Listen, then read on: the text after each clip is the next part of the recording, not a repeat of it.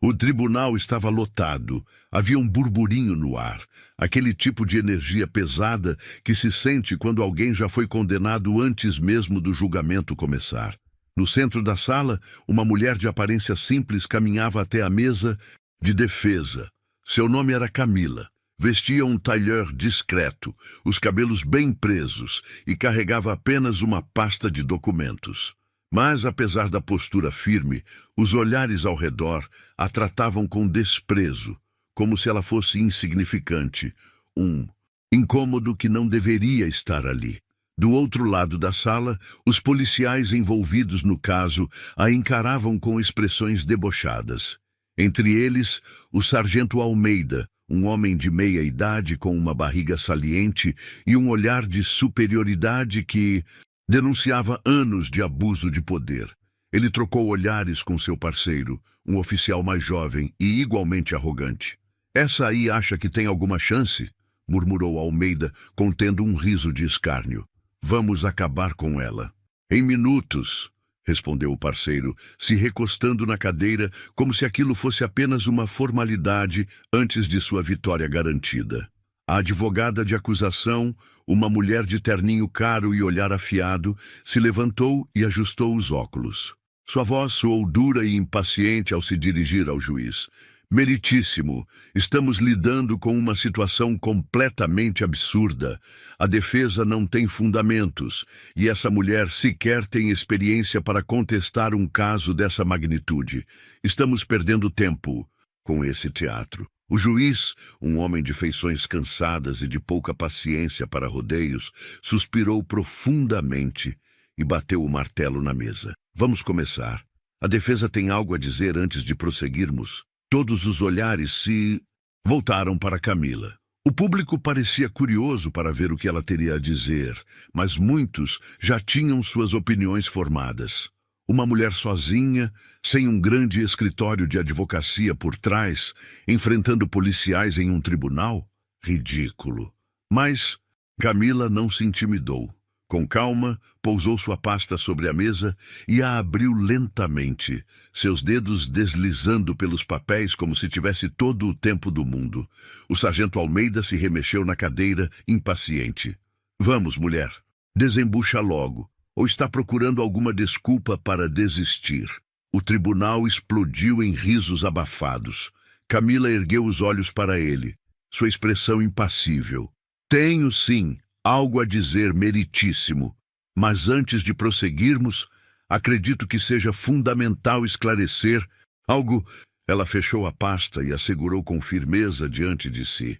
"Preciso que todos aqui saibam exatamente quem eu sou." O silêncio tomou conta da sala. Os cochichos cessaram e o sorriso de deboche no rosto de Almeida vacilou por um segundo, mas logo ele se recuperou e soltou uma risada curta. "Ah, isso vai ser divertido." A advogada de acusação cruzou os braços, impaciente. "Isso é um tribunal, senhora. Não estamos aqui para joguinhos." O juiz ergueu a mão, indicando que queria ouvir o que Camila tinha a dizer. Havia algo na maneira como ela se portava que o intrigava. Não era medo, não era nervosismo, era algo diferente. Camila então respirou fundo, encarando cada rosto ali presente, um por um. "Durante todo esse processo, eu fui tratada como alguém sem importância, como se minha presença aqui fosse uma afronta, como se eu estivesse fora do meu lugar." Ela deu uma pausa estratégica, deixando as palavras ressoarem. "Mas o que ninguém aqui sabe é que eu não estou apenas defendendo esse caso.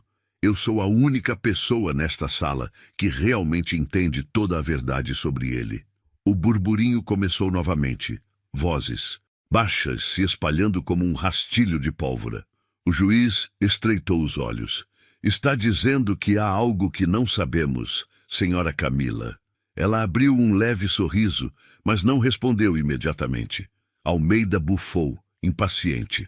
"Chega de enrolação. Essa mulher está claramente tentando desviar o foco do julgamento." "Pelo contrário, sargento", respondeu Camila firme. "Eu estou prestes a colocar o foco exatamente onde ele deveria estar desde o início." O olhar dela se voltou para o juiz. E quando eu terminar, meritíssimo, ninguém nesta sala jamais verá esse caso da mesma forma novamente. A tensão no tribunal aumentou. O jogo, que antes parecia completamente contra ela, começava a mudar. E ninguém estava preparado para o que viria a seguir. O silêncio no tribunal era quase ensurdecedor. Camila fechou os olhos por um instante, respirou fundo e então começou a falar. Antes de prosseguirmos, acho justo que todos saibam quem eu sou e por que estou aqui hoje. Ela olhou ao redor da sala, analisando cada rosto. O juiz estava atento. A advogada de acusação cruzava os braços impaciente. Os policiais ainda a olhavam com desdém, mas algo na postura de Camila os fazia parecer inquietos.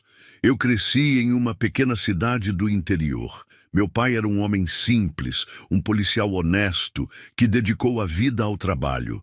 Sempre me ensinou que justiça não deveria ser privilégio de poucos, mas um direito de todos. Ela fez uma pausa e baixou o olhar por um instante, como se revivesse algo doloroso. Quando eu tinha 12 anos, meu pai foi morto em serviço. Disseram que foi um assalto, mas a verdade era bem diferente. O murmúrio no tribunal aumentou. Algumas pessoas se inclinaram para a frente, curiosas. Ele foi silenciado. Silenciado por aqueles que deveriam estar ao seu lado, policiais corruptos que não queriam que a verdade viesse à tona. Almeida limpou a garganta e forçou uma risada. Ora, que história triste! Mas o que isso tem a ver com este caso? Camila o encarou com firmeza. Tem tudo a ver, sargento, porque eu passei anos investigando o que aconteceu naquela noite. Eu cresci determinada a descobrir a verdade e garantir que aqueles responsáveis pagassem pelo que fizeram. Os olhos do juiz brilharam de interesse. Está dizendo que seu pai foi assassinado por policiais? Ela assentiu.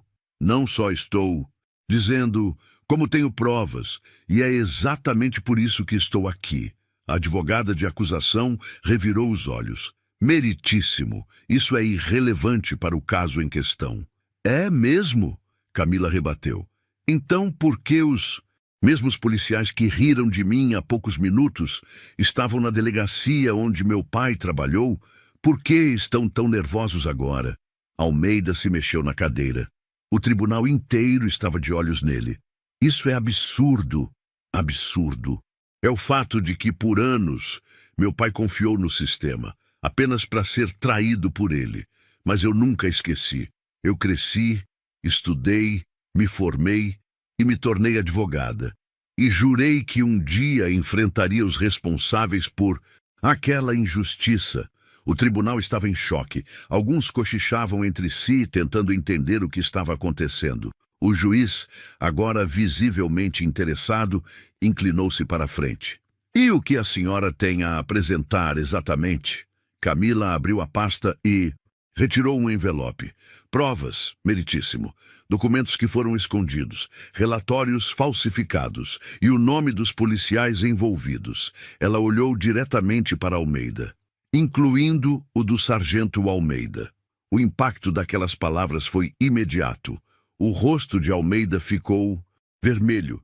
Sua respiração acelerou. Isso é um absurdo. Essa mulher está inventando histórias. Mas o juiz ergueu a mão. Silêncio no tribunal. Ele voltou-se para Camila. Se o que a senhora diz for verdade, então um caso é muito maior do que imaginávamos. Camila respirou fundo. É muito maior, meritíssimo. E a verdade está prestes a ser revelada. O jogo acabava de virar. O tribunal parecia um barril de pólvora prestes a explodir. Os murmúrios cresciam a cada segundo, e todos agora olhavam para o sargento Almeida. Seu rosto estava vermelho de raiva, as mãos cerradas sobre a mesa. Ele tentava manter a pose de autoridade, mas era evidente que algo dentro dele começava a vacilar. Isso é uma piada, ele disse, tentando forçar um sorriso. Meritíssimo, não podemos permitir que essa mulher continue com essas acusações absurdas. O juiz o observou por um momento antes de responder. O tribunal ainda Não viu nenhuma prova, sargento. Então, até que os documentos sejam analisados, todos permanecerão em silêncio. Almeida engoliu em seco, mas antes que pudesse rebater, sua advogada de defesa interveio. Meritíssimo! Isso é um absurdo! Estamos aqui para discutir um caso específico, e essa mulher está transformando o tribunal em um palco para sua teoria conspiratória. Camila se manteve firme. Eu não preciso de um palco, doutora. Preciso apenas da verdade. A advogada revirou os olhos, forçando uma risada. Ah, claro! Uma mulher sozinha, sem experiência, acha que pode enfrentar o sistema. Acha que pode vir até aqui e manchar a reputação de policiais honrados com histórias mal contadas? Eu não acho. Eu tenho certeza. Os cochichos se intensificaram. Camila não recuava, e aquilo incomodava ainda mais os policiais. O parceiro de Almeida, um homem alto de feições duras, se inclinou para frente e a encarou com desdém. E desde quando uma reles advogada de segunda categoria tem competência para analisar casos da polícia? Você pode ter aprendido a ler processos, mas nunca esteve na linha de frente, nunca segurou uma arma, nunca enfrentou o perigo real.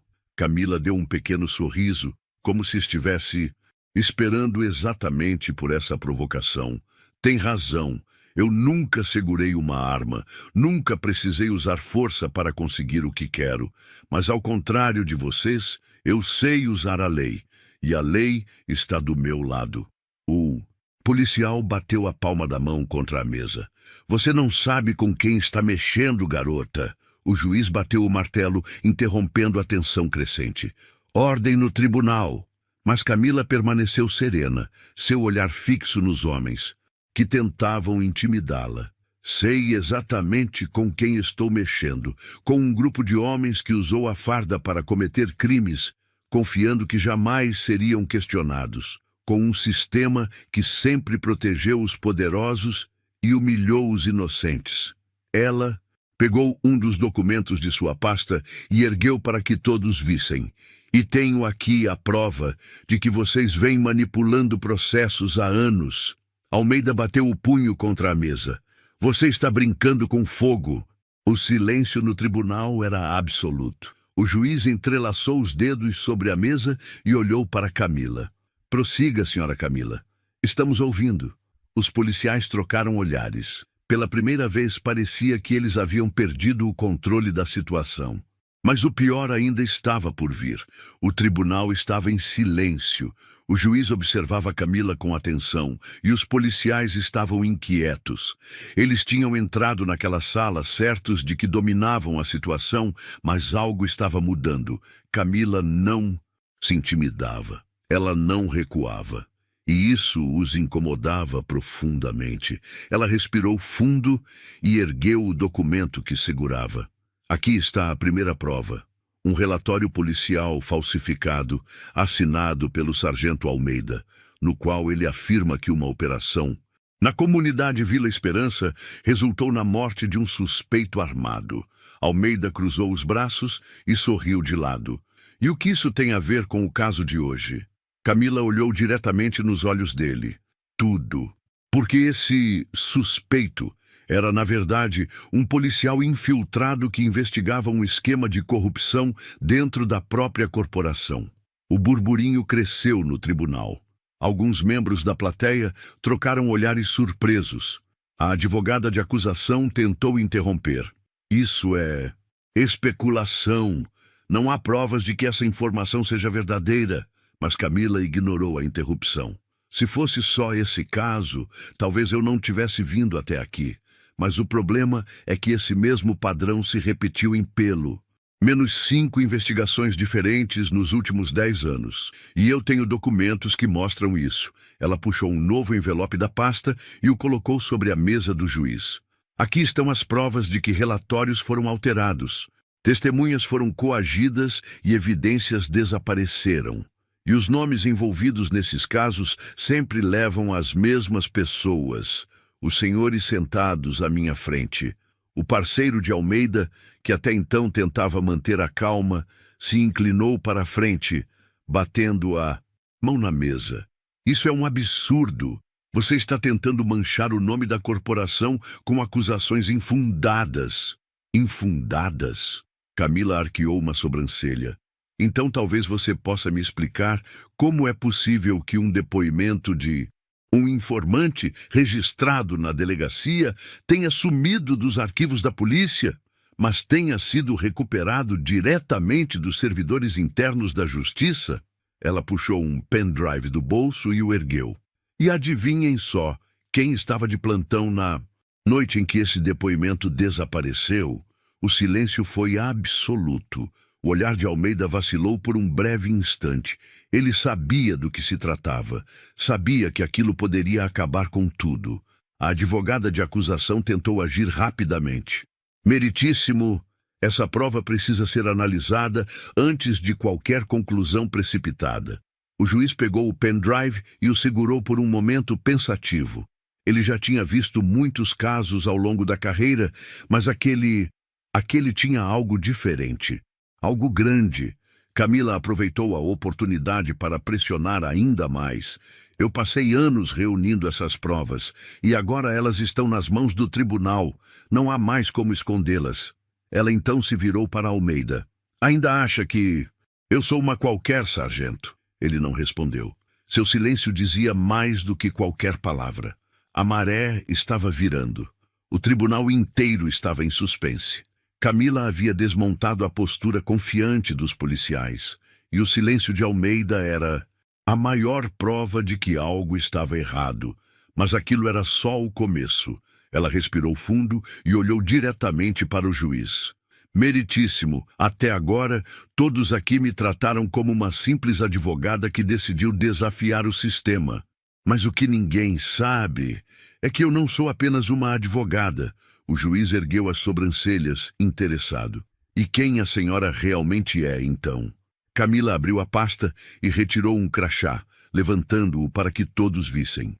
Meu nome completo é Camila Vasconcelos. Além de advogada, sou investigadora federal. O choque foi imediato. O tribunal, que já estava tenso, explodiu em murmúrios. Algumas pessoas se levantaram, surpresas. A advogada de acusação arregalou os olhos. O juiz inclinou-se para a frente, mas as reações mais intensas foram as dos policiais. Almeida empalideceu. Seu parceiro engoliu em seco. Eles sabiam o que isso significava. Camila continuou. Passei os últimos 5 anos trabalhando para o Ministério da Justiça, investigando casos de corrupção dentro das forças de segurança. E este caso, ela apontou para os documentos sobre a mesa. É apenas um dos muitos que eu vinha monitorando. Ela se virou para Almeida. Eu me infiltrei nesse caso de propósito. Queria ver até onde vocês iriam para esconder a verdade. E devo dizer, vocês não me decepcionaram. Almeida se levantou bruscamente. Isso é uma armação. Isso não pode ser legal. Mas Camila não recuou. Sabe o que é ilegal, sargento? Ela pegou outro documento da pasta e ergueu. O senhor falsificar relatórios, extorquir testemunhas, encobrir assassinatos. Almeida começou a suar. Você não tem provas. Camila sorriu. Mas eu tenho, sargento. E agora elas estão nas mãos da justiça. O juiz pegou os documentos e começou a folheá-los. Seu rosto se fechou. Ele então virou-se para Almeida. Sargento, o senhor tem algo a declarar sobre essas acusações? Almeida olhou para os lados, como se buscasse uma saída. Mas não havia nenhuma. Seu parceiro puxou seu braço, tentando sussurrar algo, mas era tarde demais. Camila se aproximou um passo e, com uma voz firme, finalizou. O tempo da impunidade acabou. Agora é a vez da justiça falar. O silêncio no tribunal era absoluto. E naquele momento todos perceberam que o jogo havia virado completamente. O tribunal inteiro estava em choque. Camila, até então vista como uma simples advogada, havia acabado de revelar sua verdadeira identidade como investigadora federal. O ar pesado na sala foi substituído por um frenesi de murmúrios e expressões incrédulas. A advogada de acusação, que momentos antes falava com arrogância, agora parecia perdida. Seus olhos corriam pelos documentos que o juiz segurava, mas ela não conseguia dizer uma palavra. O juiz, um homem experiente, folheava os papéis com expressão séria.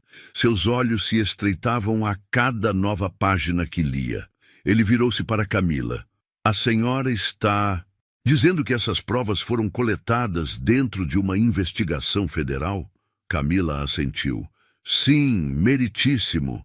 Tudo o que está nesta pasta foi obtido de forma legal e faz parte de um dossiê que será entregue ao Ministério Público.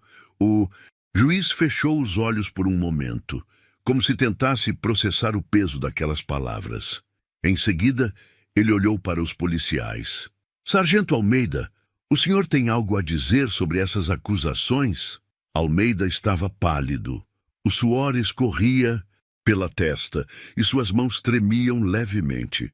Ele olhou para os lados, como se buscasse um apoio que não viria. Seu parceiro parecia tão nervoso quanto ele, desviando o olhar para o chão. Isso é um absurdo. Almeida gaguejou. Essa mulher armou tudo isso para nos incriminar. O público reagiu imediatamente. Risadas de incredulidade foram ouvidas. Um senhor na plateia balançou a cabeça e murmurou. Agora quer se fazer de vítima. Uma mulher ao lado dele comentou em voz alta. Sempre foram arrogantes, achavam que ninguém ia desmascarar. A juíza auxiliar sussurrou algo no ouvido do juiz. Ele respirou fundo e então bateu o martelo na mesa. Ordem no tribunal. O burburinho cessou, mas o clima ainda estava carregado. Todos esperavam pelo próximo movimento. O juiz voltou-se para Almeida e seu parceiro. Sargento, diante das provas apresentadas e da seriedade das acusações, o tribunal tem o dever de investigar profundamente este caso. Até segunda ordem, o senhor e os demais policiais envolvidos neste processo serão afastados de suas funções. O rosto de Almeida ficou vermelho de raiva. Ele bateu a palma da mão na mesa. Isso é um erro. Não podem me tirar do meu cargo. Camila cruzou os braços e o encarou diretamente. O senhor ainda não entendeu, sargento? O tempo da impunidade acabou. O público explodiu em aplausos. Algumas pessoas se levantaram comemorando. Durante anos, esses policiais agiram como se fossem intocáveis, mas agora a verdade estava vindo à tona. O juiz ergueu a mão, pedindo silêncio novamente. Além do afastamento, as acusações serão encaminhadas à corregedoria. Se forem confirmadas, os envolvidos responderão criminalmente. A advogada A acusação tentou intervir.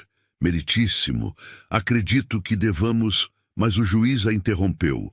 Doutora, sugiro que o senhor prepare bem a defesa de seu cliente, porque a situação dele acaba de mudar drasticamente.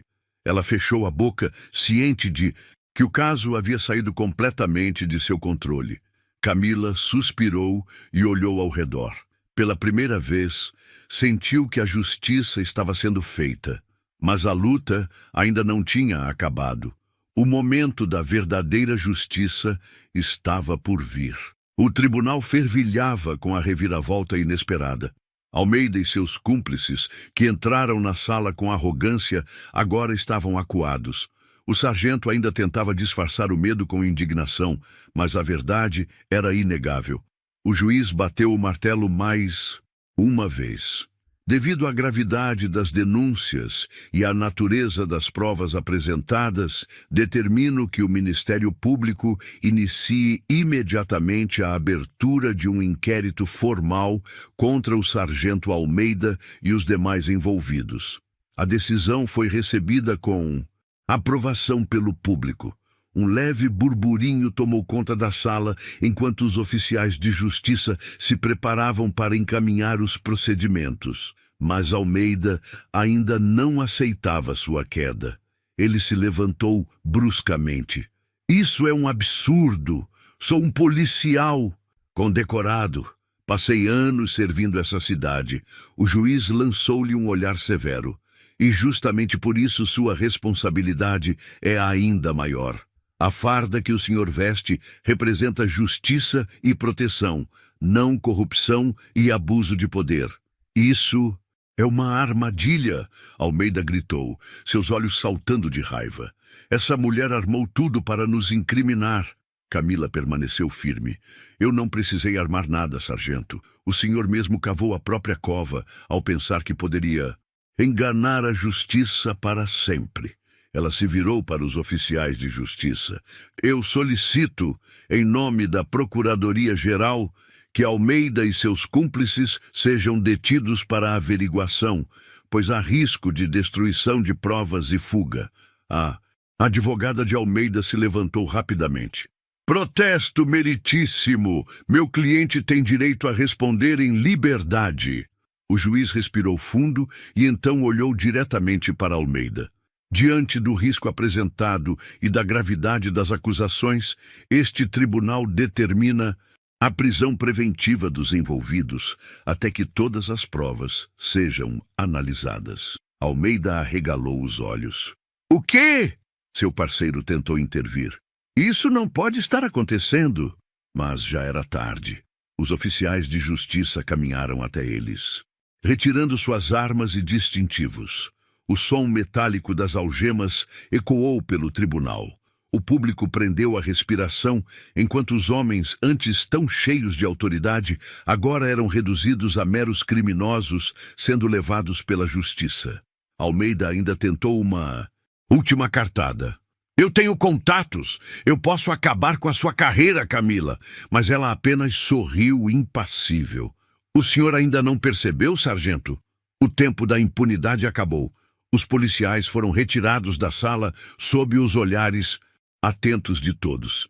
Alguns dos presentes aplaudiram discretamente, outros apenas suspiraram aliviados. A sensação no ar era de justiça finalmente sendo feita. O juiz se voltou para Camila. Senhora Camila, suas evidências são contundentes. O tribunal agradece por sua dedicação à verdade. Ela assentiu. Não fiz mais do que meu dever, meritíssimo, e com isso a maior batalha estava vencida. Mas a lição final ainda precisava ser dita.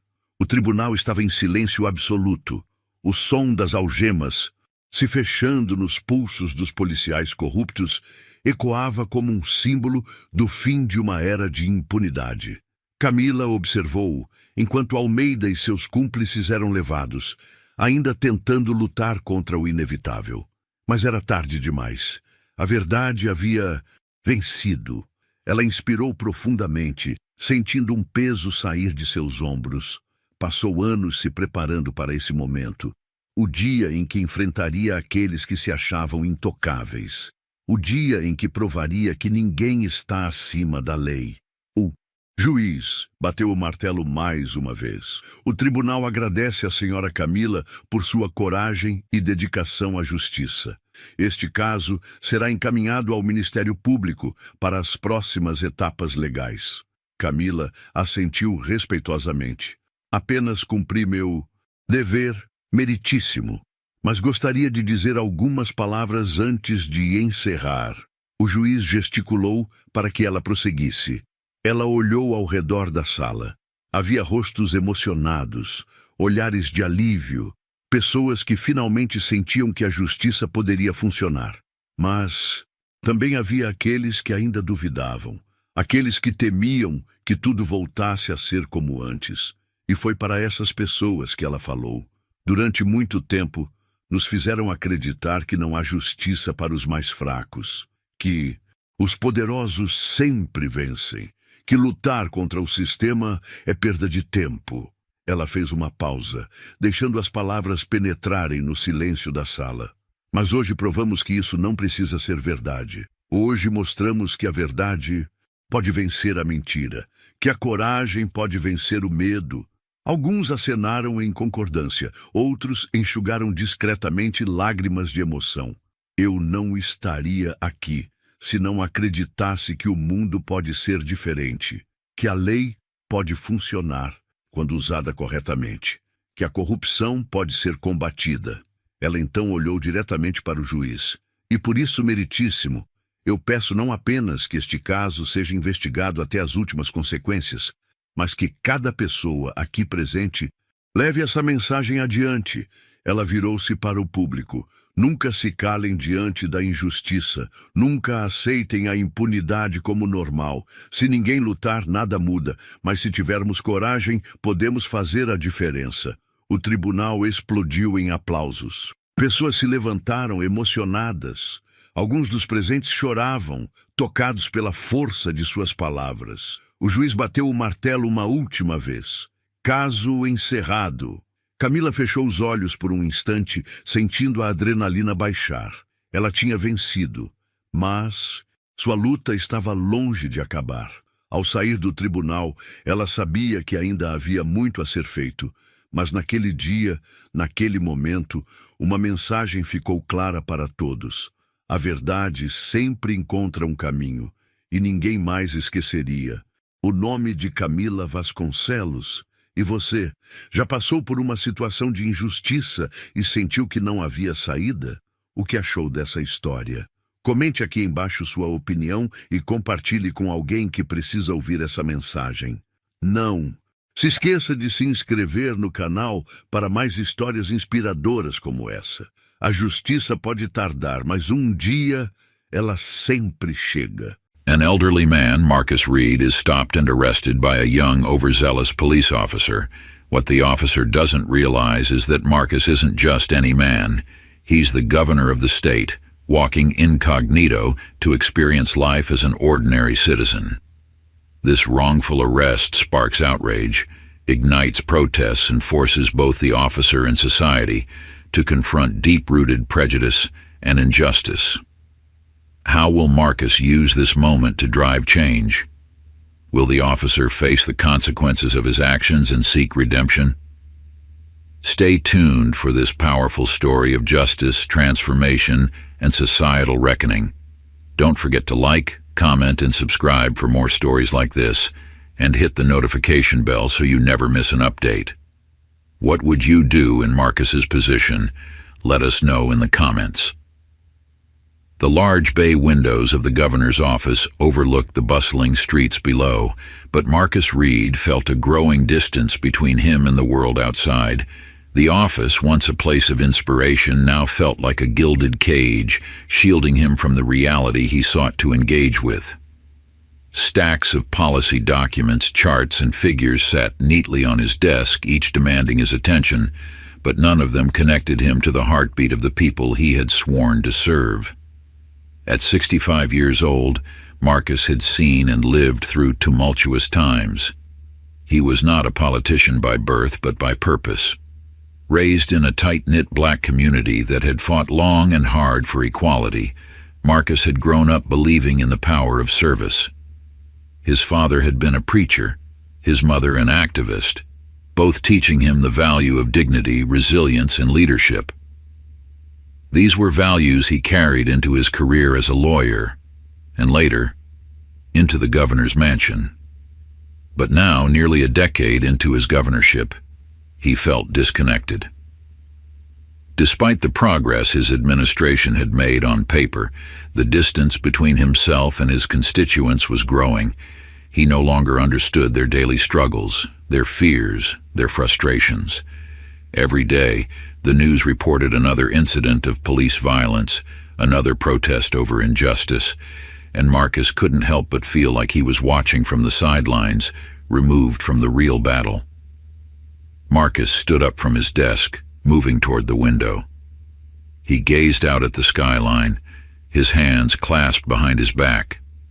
The city, with its towering buildings and rapid pace, had a way of making its inhabitants feel small and inconsequential.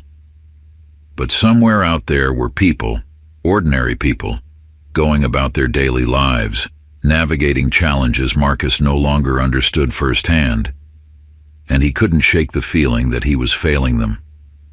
His chief of staff, Alicia Grant, knocked gently on the door and entered. She carried a file, her usual no-nonsense expression softened with a hint of concern.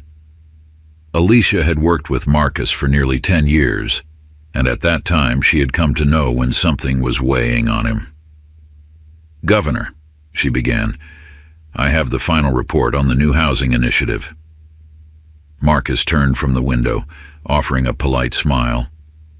"Thank you, Alicia." She handed him the file but lingered, sensing the weight of his mood. "You seem distracted," she observed carefully. "Is everything all right?"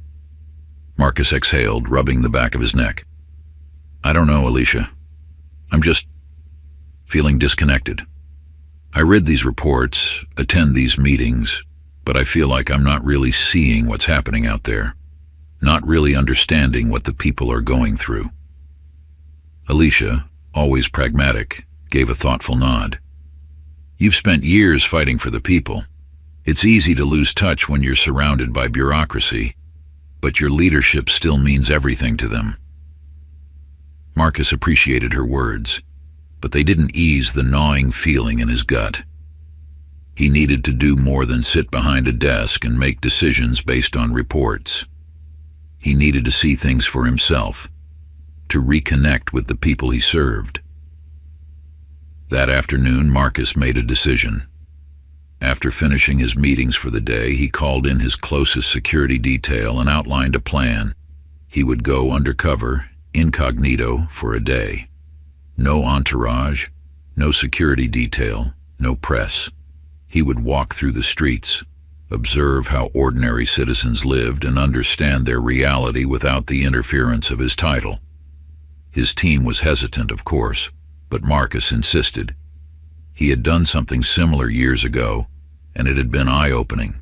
Now, more than ever, he needed to feel the pulse of people. The next morning, Marcus dressed simply. A dark coat, jeans, and a cap pulled low over his face. He looked nothing like the governor today, just another man going for a walk. As he stepped out of the unmarked car in a small, quiet town on the city's edge, he took a deep breath. This was where he needed to be. Away from the politics and the bureaucracy, here he could remember why he'd gotten into public service in the first place. The neighborhood wasn't unfamiliar to him, but it had changed since the last time he'd walked these streets. The storefronts were closed or boarded up, the streets littered with debris. There was an air of quiet desperation here, a place long forgotten by the city's power brokers. This was where Marcus wanted to spend his morning, walking among the people who lived in the margins, listening to their struggles. But as he set off down the street, he had no idea how drastically this quiet walk would change his life. Scott Williams sat in his patrol car, tapping his fingers on the steering wheel, his eyes scanning the neighborhood. It was a slow morning, like most mornings in this part of town. The east side was a run-down area, plagued by poverty and crime, at least according to Scott's view. He didn't mind the quiet, though. Slow mornings meant fewer chances for trouble. But even on a quiet day, Scott never let his guard down. At 28, Scott was a young but ambitious officer. He prided himself on being tough, no-nonsense, and reliable.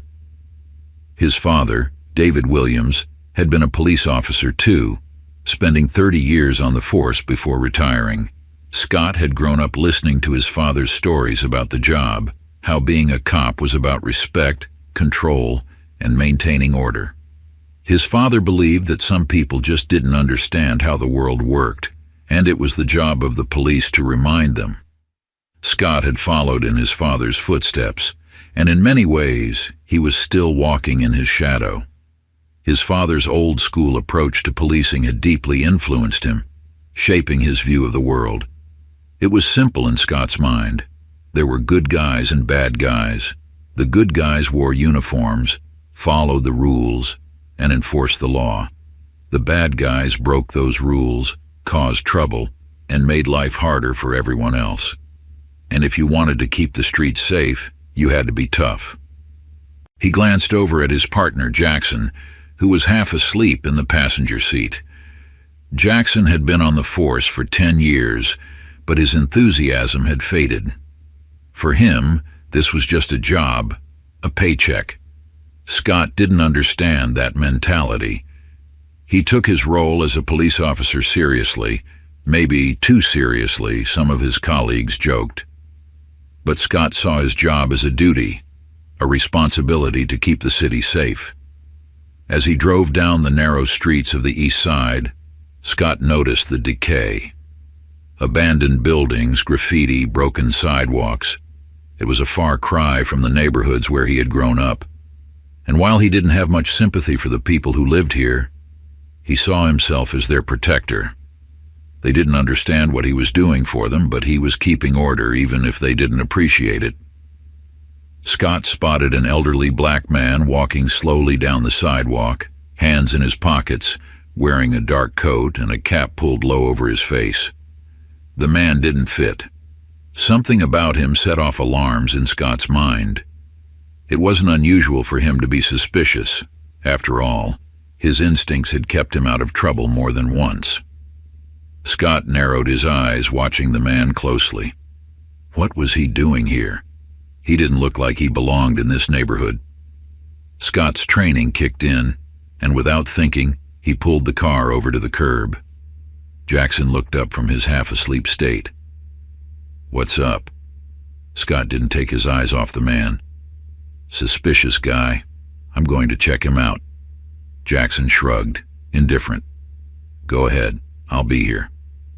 Scott stepped out of the car, his hand resting casually on his belt, and began walking toward the man.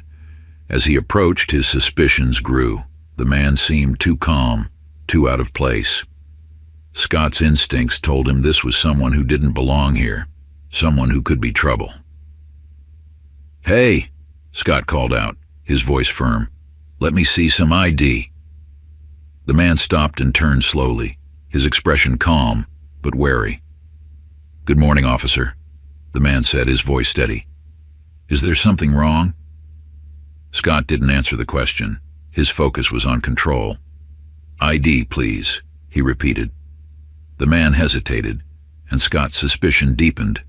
Why wasn't he complying? Most people in this neighborhood would produce their ID immediately, eager to avoid trouble. But this man didn't seem afraid.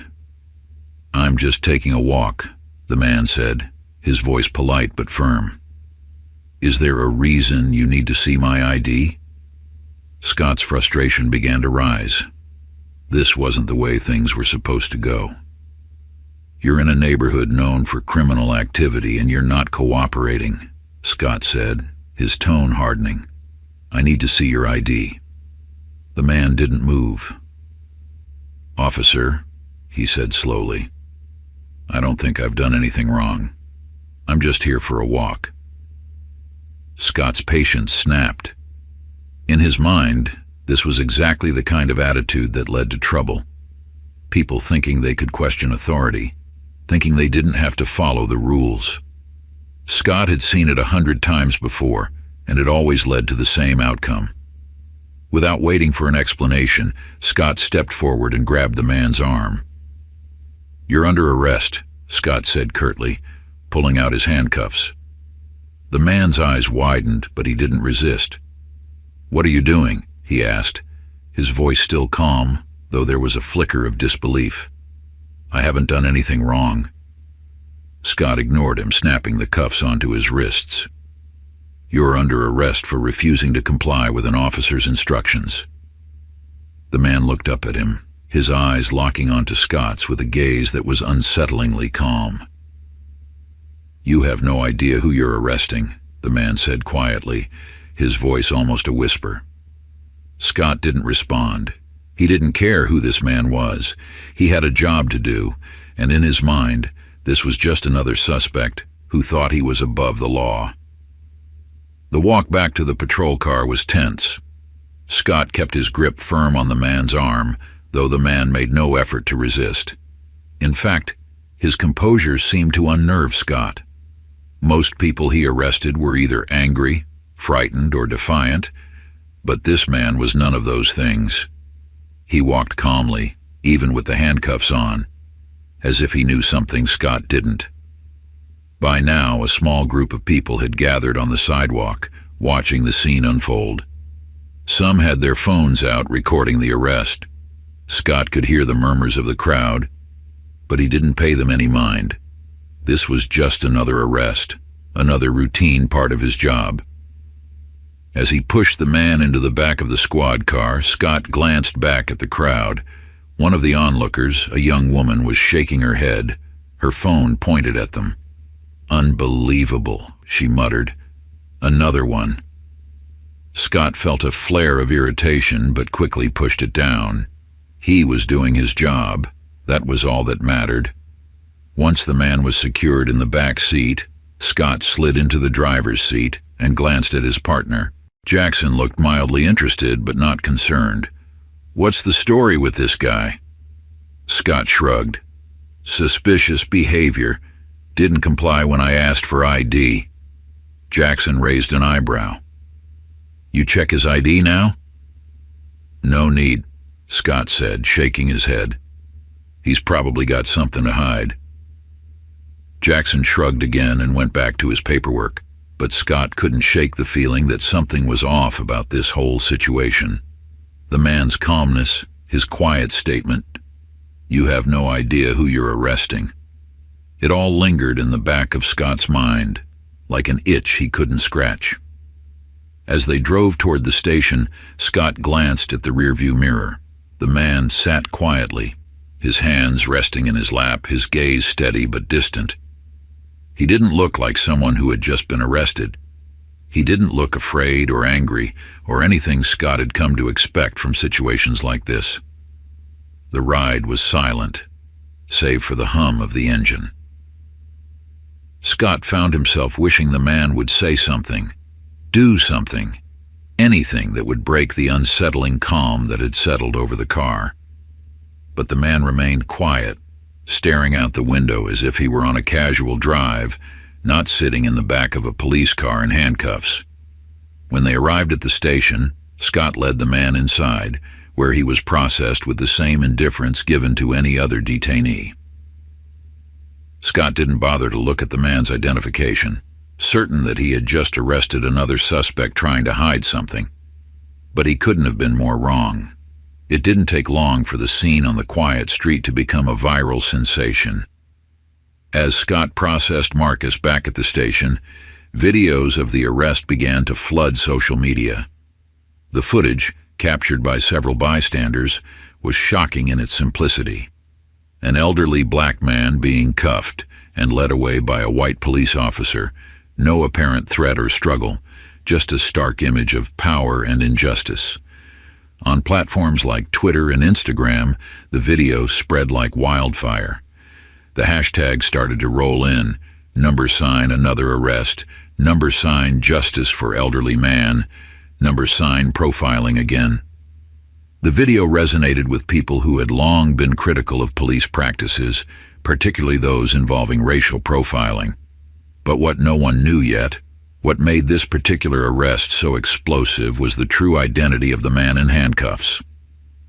Elena Diaz, a young journalist for the Darlington Daily, scrolled through her social media feed that afternoon, noticing the video almost immediately. The clip wasn't unique. Unfortunately, she had seen plenty of similar footage over the years. But something about the way the man carried himself, the calmness he exuded even while being arrested, caught her attention. Her instincts told her there was more to this story. She reached for her phone, dialing her editor. "Jeff, there's something happening downtown. An arrest that's gaining traction online. I think it's worth looking into. I'm heading to the station." Her editor grunted on the other end, skeptical. "Another police incident? These happen all the time, Elena. What makes this one different?" "I don't know yet, but I've got a feeling this isn't just another routine arrest." Elena was already gathering her things, preparing to head out the door. She could feel the buzz of a story building, the kind that could shift the narrative of local news and expose something bigger. Back at the station, Marcus sat silently in a holding cell, his wrists still sore from the handcuffs. The officers who had processed him did so with the usual disinterest they showed to most detainees. It wasn't unusual for men like Marcus, black men, older men, men from certain neighborhoods, to end up in these cells. To them, he was just another nameless suspect, another piece of paperwork to be filed and forgotten. Scott, meanwhile, stood at his desk typing up his arrest report. He hadn't thought to check Marcus's identification, and as far as he was concerned, it didn't matter.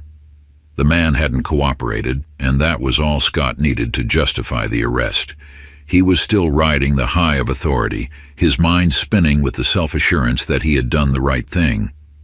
But as the minutes ticked by, something began to nag at him. The man's words from earlier echoed in his mind. "You have no idea who you're arresting."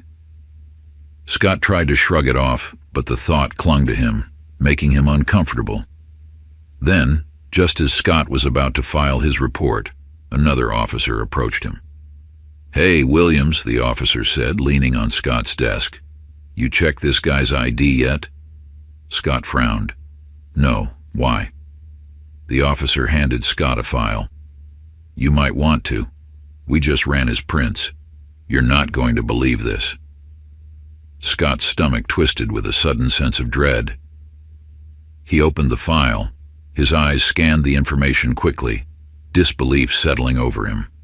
The name on the file, Marcus Reed, leapt out at him, bringing with it a realization that turned his blood cold. He had just arrested the governor of the state. Scott felt the room around him spin. His hands, once steady and confident, trembled as he held the file. How could this be possible? How could he have made such a monumental mistake? He thought back to the man's calmness, the way he had carried himself, and it all made sense now. He wasn't just an ordinary man walking through the neighborhood. He was the governor, a man who held more power than Scott could ever dream of. Panic set in. Scott quickly stood, abandoning the half-finished report on his desk, and made his way to the holding cells. He had to fix this somehow, but as he approached the cell where Marcus was being held, he realized that fixing this would not be easy. Marcus sat on the bench, his hands resting on his knees, still composed despite everything that had happened. When he saw Scott approach, he looked up, his eyes meeting the officer's with that same calm, piercing gaze. "Well," Marcus said quietly, "I believe we should have a conversation now, Officer Williams." Scott's throat tightened. He wanted to speak, to explain, to apologize, but no words came out. The weight of his mistake, his pride, and his deeply ingrained biases all collided in his mind, leaving him speechless. This wasn't just an arrest gone wrong. This was about to become a disaster. Chief Jonathan Miller was having a relatively quiet day until his phone rang with an urgent call from one of his lieutenants. The moment he heard the news, his entire demeanor changed. "The governor?" Miller repeated, disbelief in his voice. "We've arrested the governor?" The voice on the other end was tense. "Yes, sir. Officer Williams brought him in this morning. He didn't check his ID until after the arrest was processed." Miller felt a wave of frustration and panic wash over him. Of all the things to happen under his watch, this was beyond anything he could have imagined. Arresting a governor, especially under questionable circumstances, wasn't just a problem. It was a full-blown crisis. "I'll be right there," Miller barked, slamming the phone down.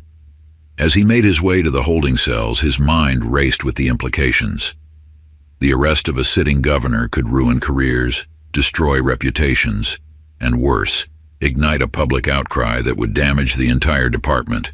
There was no way to contain this. The media would get wind of it, if they hadn't already, and once that happened, there would be no controlling the narrative. When Miller arrived at the cell, Scott was standing outside, pale and shaken.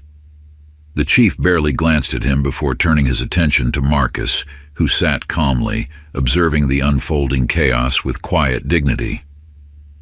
"Governor Reed," Miller said, his voice tight with forced professionalism, "I can't begin to express how sorry I am for what's happened here.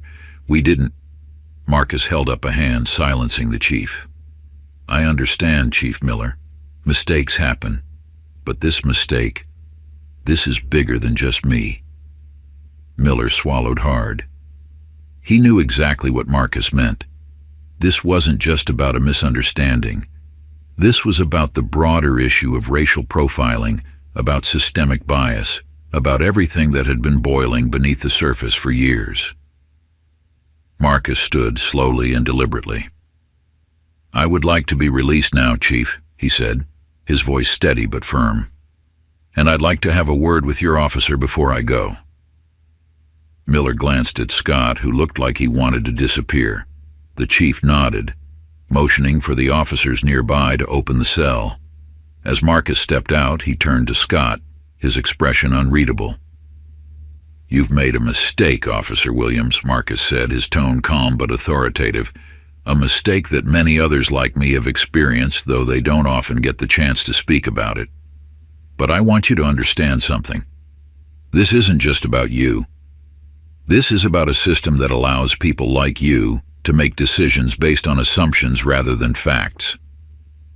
Scott's heart pounded in his chest, and all the excuses he had rehearsed in his head vanished. He stood there silent, feeling the weight of Marcus's words pressing down on him. "Remember this," Marcus said, his voice low but powerful. "This moment will follow you. What you choose to do with it is up to you." And with that, Marcus turned and walked away, leaving Scott standing there, his mind swirling with a mixture of guilt, confusion, and fear. By the time Marcus Reed stepped out of the police station, the news had already spread like wildfire. Outside, a crowd had begun to gather, small at first but growing rapidly with every passing minute. The video of his arrest had made its way to the media, and the revelation that the man in the video was the governor himself only added fuel to the fire. People were outraged. Lisa Green, a well-known civil rights activist, stood at the forefront of the crowd, a megaphone in hand. She had been fighting for police reform for years, and this incident was the tipping point she had been waiting for. "This is about more than just Governor Reed," Lisa shouted into the megaphone, her voice cutting through the noise of the crowd. "This is about every single person who has been racially profiled, every person who has been arrested without cause, every person who has been treated as less than human by a system that's supposed to protect us." The crowd responded with cheers and chants, their anger palpable.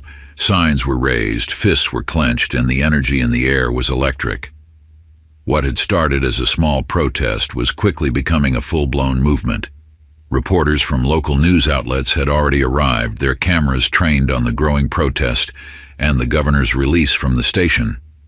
Elena Diaz was among them, her notebook in hand, scribbling down details as she watched the scene unfold.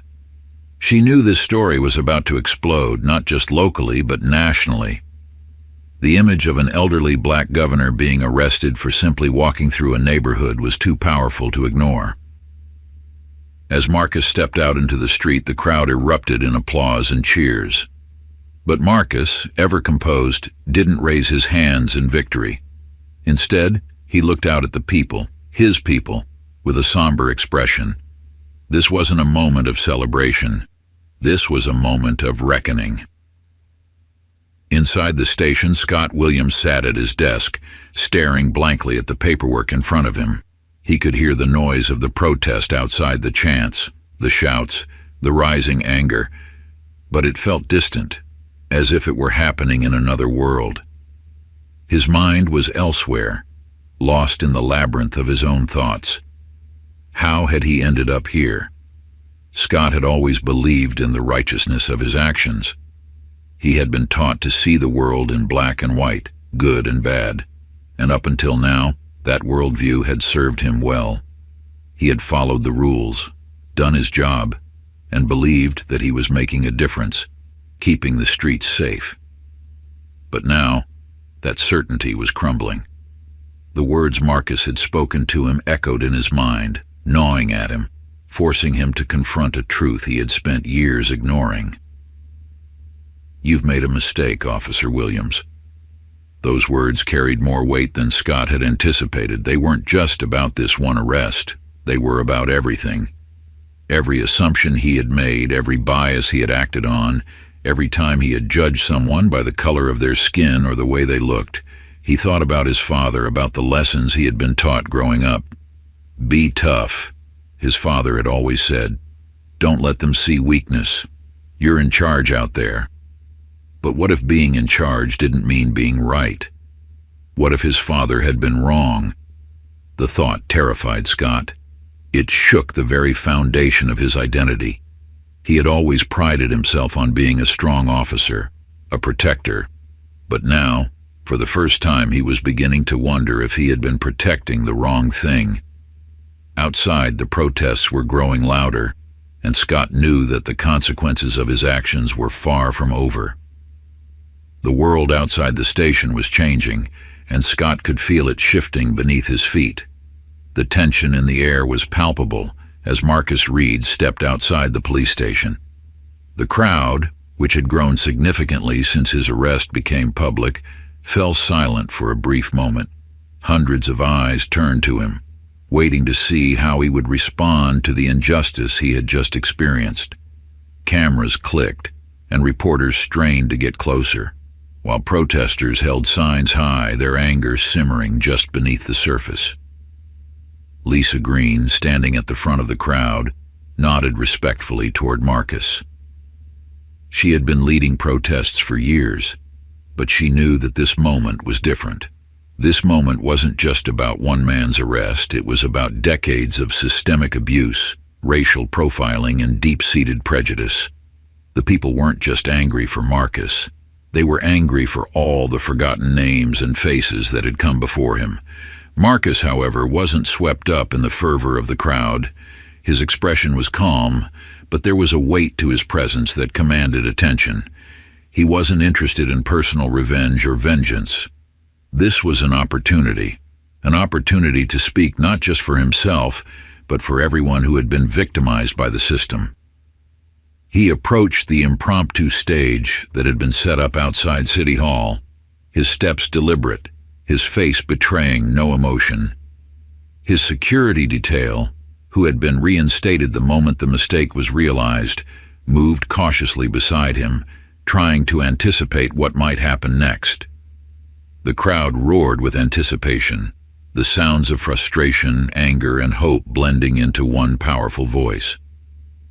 Marcus stood at the microphone, gazing at the mass of people before him. He saw their anger and their hurt, but he also saw their desire for change. This was more than a protest, it was a movement. Marcus raised his hand, and slowly, the noise of the crowd began to die. When silence finally fell, he began to speak, his voice steady but filled with emotion. "This morning I was arrested," Marcus began, his tone clear but devoid of any bitterness. "Not because I had committed any crime, not because I posed a threat to anyone's safety. I was arrested because of what I looked like, because I didn't fit into the assumptions someone had made about me." The crowd listened intently, hanging on to every word. Marcus continued, "But I'm not here to talk about my arrest alone. I am here because what happened to me is something that happens to people every day. People who don't have the privilege of walking free because of their status or title. People who are judged before they're even spoken to, who are arrested before they're asked for their name." A murmur of agreement rippled through the crowd. "I want you to understand something," Marcus said, his voice growing stronger. "This is not about one officer's mistake. This is not about a single arrest. This is about a system that has allowed these kinds of mistakes to become routine. A system that makes assumptions about people based on the color of their skin, the way they dress, or the neighborhood they live in." Marcus paused, letting his words sink in. "I stand before you today not as a governor seeking revenge or personal vindication, but as a man who believes in justice," he said. "Real justice, not just for me, but for every single person who has been wronged by this broken system." The crowd erupted in applause, their chants of justice ringing through the air. "But justice is not just a word," Marcus continued. "It's not a slogan we shout at rallies. Justice means real change, and that change starts here, with all of us." As Marcus spoke, his voice became more impassioned. He called for reforms, deep, systemic reforms that would address the biases that had been built into the very fabric of the police force and other institutions. He spoke of accountability, transparency, and the need for law enforcement to reflect the communities they served. But more than that, he spoke about healing the wounds of injustice, healing the divisions that had long kept people apart. "We must move forward," Marcus said, his voice carrying over the crowd. "We must demand better, not just from those in power, but from ourselves. This is not about blaming individuals. It's about fixing a system that has failed all of us." By the time Marcus finished his speech, the crowd was cheering not just for him, but for the future they hoped to build together. He had taken the moment of his own arrest and transformed it into something much larger, something that resonated far beyond the city limits of Darlington. Marcus had given the people a voice, and they were ready to use it. Inside the station, Officer Scott Williams could hear the muffled sounds of the protesters outside, voices chanting, demanding justice. The same voices that just hours earlier would have felt distant to him now felt like they were closing in, tightening around him. He sat at his desk, hands clenched into fists, staring at the paperwork in front of him without really seeing it. The press conference was being broadcast on the station's TV, but Scott couldn't bear to watch it. He already knew what Marcus Reed was saying, and he knew that every word was true. The governor's arrest had been a mistake, not just a mistake of procedure, but a mistake born out of Scott's own biases. The realization was like a weight pressing down on his chest, making it hard to breathe.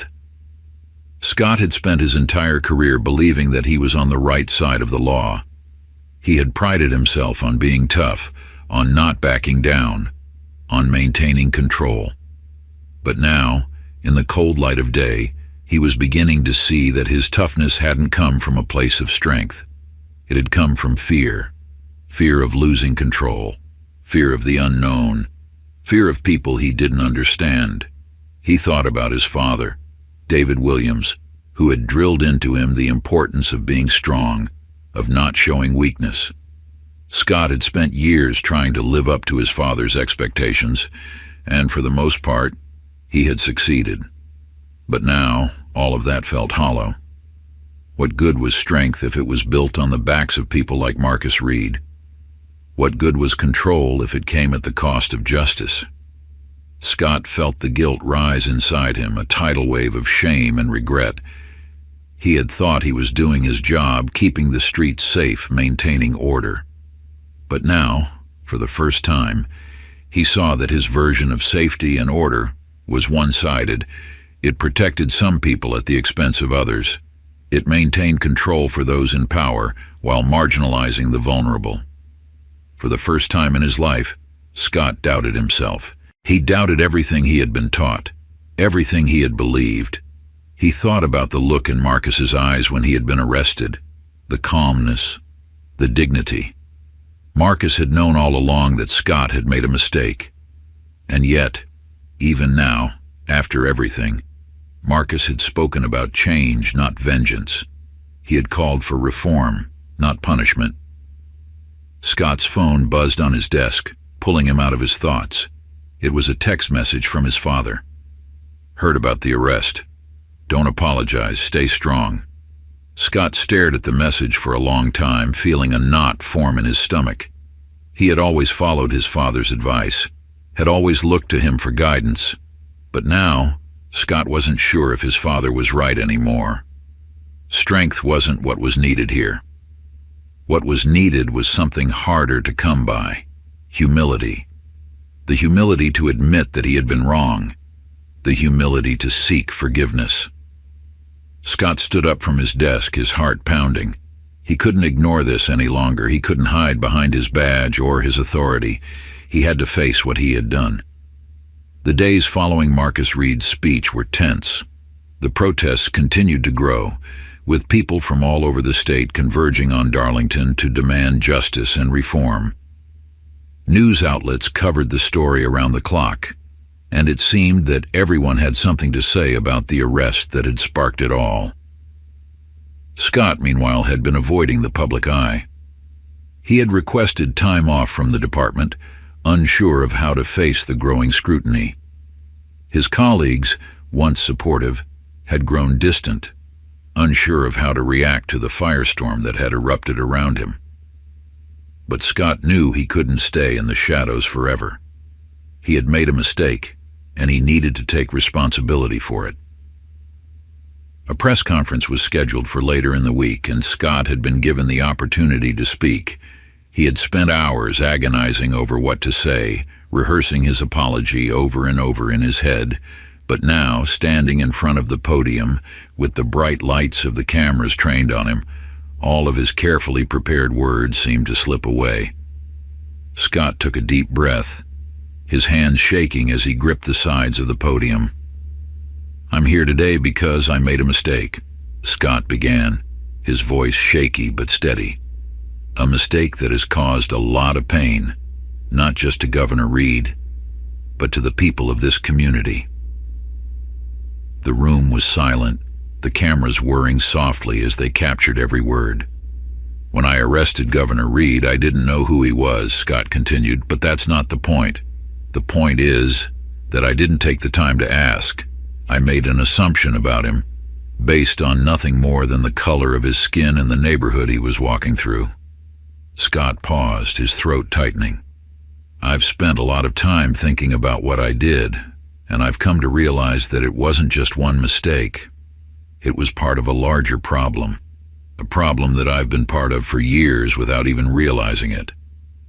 I've been part of a system that treats people differently based on their appearance, their background, or where they come from.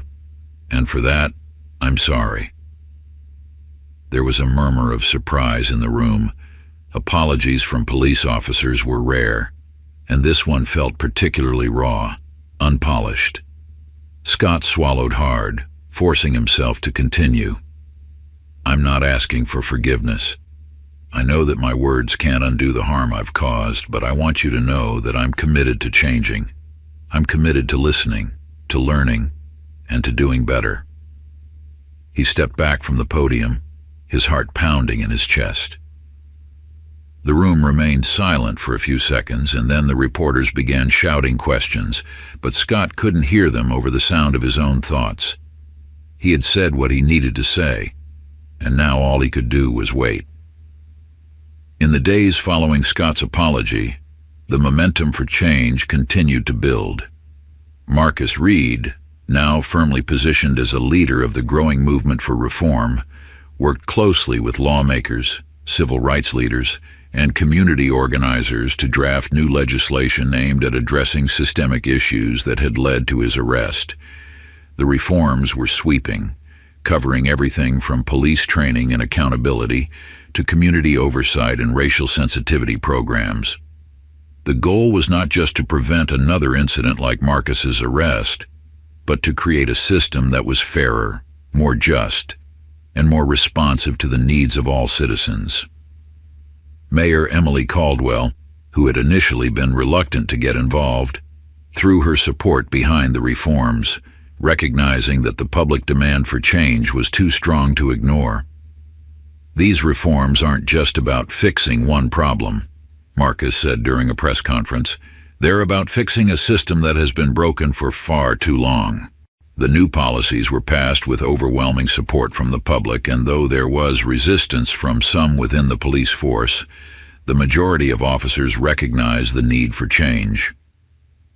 Scott watched the reforms take shape from a distance, no longer part of the police department.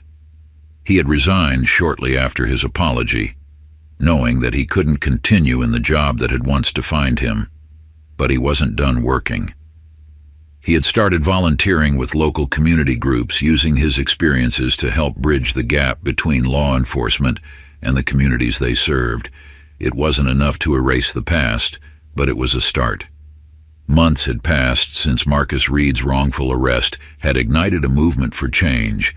The initial surge of protests had transformed into organized efforts for reform, and the city of Darlington had become a symbol of what was possible when people came together to demand accountability and justice. The new laws were now in effect, bringing hope that future generations would not face the same injustices. Marcus Reed, though exhausted by the whirlwind of events, felt an immense sense of purpose. His arrest, while humiliating, had become a catalyst for something much bigger than himself. The governor's office had been flooded with letters of support, and messages of gratitude came from across the nation.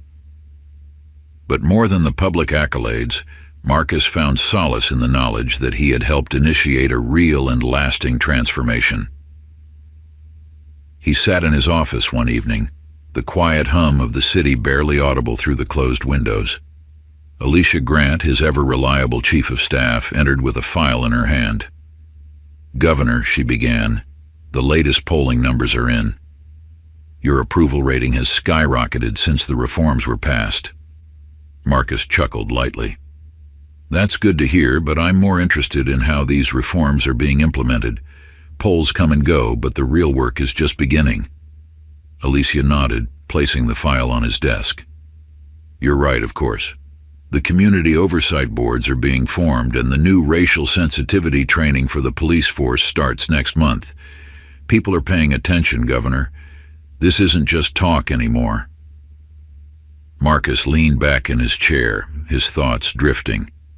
He couldn't help but think back to that fateful morning, walking the streets in anonymity, only to be thrown into the spotlight in the worst way possible. But the journey since then had been transformative, not just for the city, but for him personally. "Alicia," Marcus said, his voice thoughtful, "I want to make sure these reforms last. Not just while I'm in office, but long after I'm gone. We've started something important here, and we can't let it fade away." Alicia smiled. "We won't. You've sparked something that won't easily die out."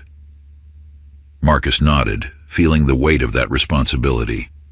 This wasn't just about one man or one office. It was about creating a system that worked for everyone. And though the work ahead was daunting, Marcus knew it was worth every bit of effort. Scott Williams had spent the last few months trying to rebuild his life. After his public apology, he had resigned from the police department, knowing that his role as an officer was no longer tenable.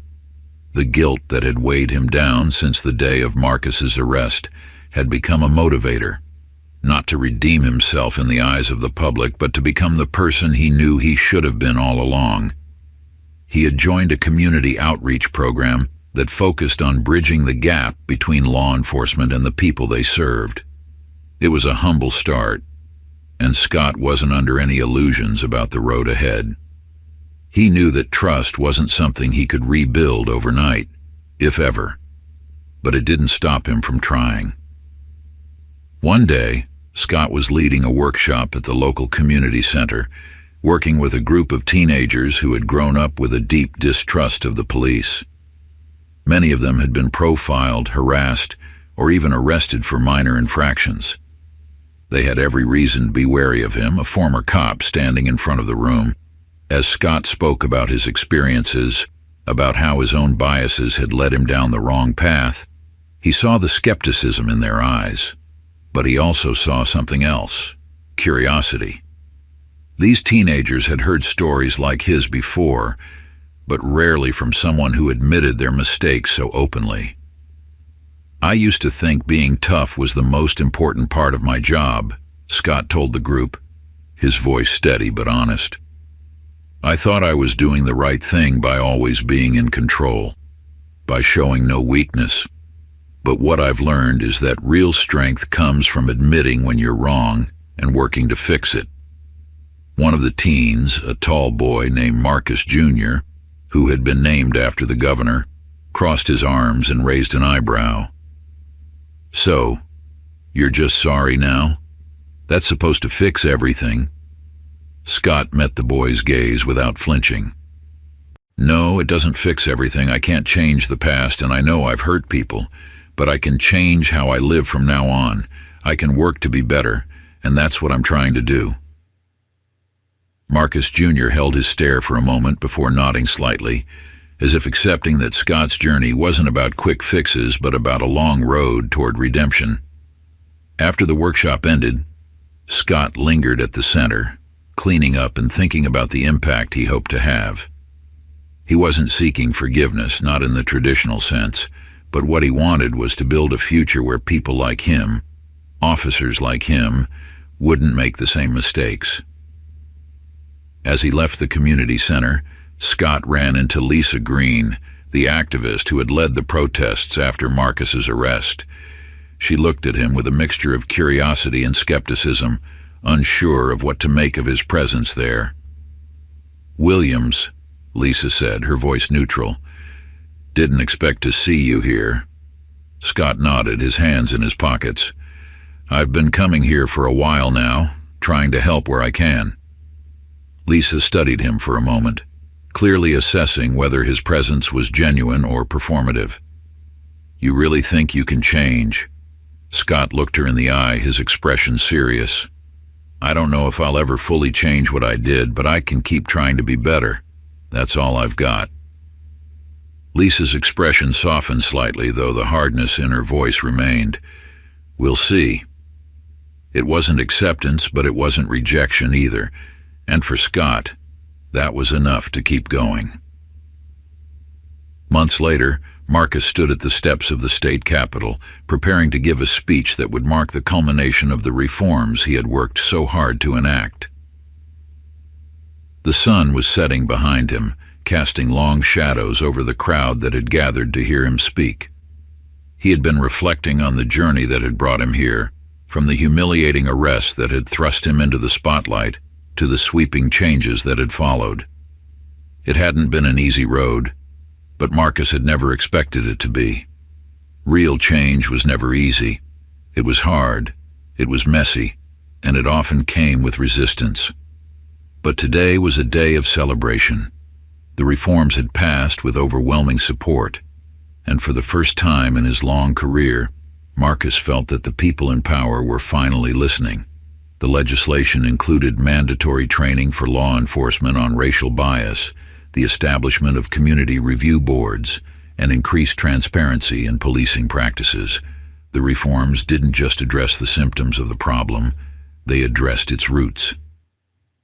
As he stood in front of the crowd, Marcus took a deep breath and began to speak. "We stand here today, not just as witnesses to change, but as participants in it," Marcus said, his voice carrying across the plaza. "The reforms we've passed are a step toward a more just and fair society, but they are not the end of the road. This is the beginning of a journey that will take all of us working together to complete." The crowd listened intently, the weight of his words sinking in. Marcus had always been a man of action, but today he was calling on others to take up the mantle of leadership. This wasn't about him, it was about the people. "The fight for justice doesn't end with legislation," Marcus continued. "It doesn't end with protests or with speeches. The fight for justice is something we must carry with us every day, in the decisions we make, in the way we treat one another, and in the systems we choose to support or dismantle." There was a ripple of applause, but Marcus wasn't finished. "We must remember that justice is not just a concept, it's a practice," he said. "It's something we must fight for in every corner of our society, from our schools to our workplaces to our homes, and it is our responsibility to make sure that this fight continues long after we are gone." As Marcus finished his speech, the crowd erupted in applause, their voices carrying the hope and determination that had been ignited in the wake of the reforms. But for Marcus, the real victory wasn't in the applause, it was in the knowledge that the movement he had helped spark would continue to grow long after his time in office had ended. Later that evening, Marcus sat in his office, looking out over the city as the lights of Darlington flickered in the distance.